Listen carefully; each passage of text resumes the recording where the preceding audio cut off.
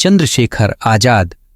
स्वतंत्रता का प्रतीक साल 1906 में मध्य प्रदेश के झाबुआ जिले के भाबरा गांव में जन्मे चंद्रशेखर तिवारी, जिन्हें बाद में चंद्रशेखर आजाद के नाम से जाना गया, भारत के स्वतंत्रता संग्राम के सबसे जुझारू और निडर क्रांतिकारी थे।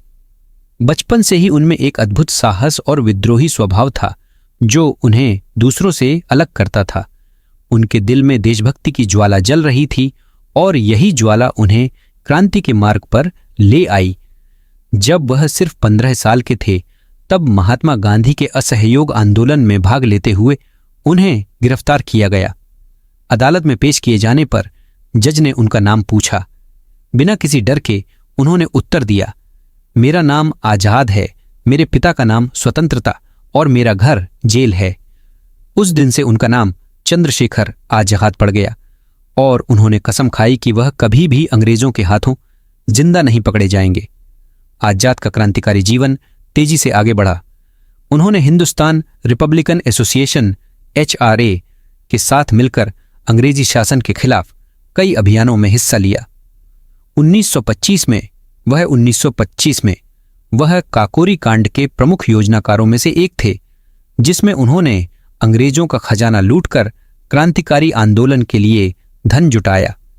इस घटना के बाद कई क्रांतिकारी गिरफ्तार हुए, लेकिन आजाद ने अपनी बुद्धिमत्ता से खुद को बचा लिया और भूमिगत हो गए। चंद्रशेखर आजाद का नारा था, मैं आजाद हूं, आजाद रहूंगा और आजाद ही मरूंगा।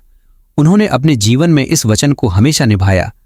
उनका नेतृत्व भगत सिंह, राजगुरु और सुखदेव जैसे युवा क्रांतिकारियों के लिए प्रेरणा स्रोत बना। उन्होंने हमेशा अपने साथियों को सिखाया कि स्वतंत्रता के लिए सबसे बड़ी कुर्बानी देने से कभी पीछे नहीं हटना चाहिए।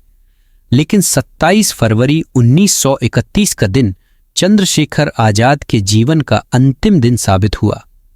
इलाहाबाद के आल्फ्रेड पार्क में अपने साथी से मुलाकात के दौरान उन्हें पुलिस ने घेर लिया। आजाद ने बहादुरी से मुकाबला किया, लेकिन जब गोलियां खत्म हो गईं तो उन्होंने खुद को गोली मार ली ताकि वह अंग्रेजों के हाथों जिंदा न पकड़े जाएं। उनका बलिदान स्वतंत्रता संग्राम के इतिहास में एक अमर अध्याय बन गया। चंद्रशेखर आजाद का जीवन और बलिदान हमें सिखाता है कि सच्ची स्वतंत्रता के लिए अदम्य साहस और आत्मसमर्पण की आवश्यकता होती है। वह भारत की आजादी के लिए जिए और मरे और हमेशा के लिए आजाद रहे।